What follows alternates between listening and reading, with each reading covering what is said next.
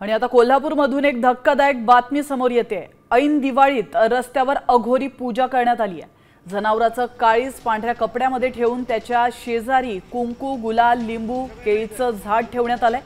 इंगळी गावामध्ये ही धक्कादायक घटना घडली आहे। आपण पाहू शकतो या दृश्यांमध्ये पहाटे अघोरी पूजा केल्याचा ग्रामस्थांचा संशय आहे। दरम्यान पोलिसांनी 5 संशयितांना ताब्यात घेतलाय।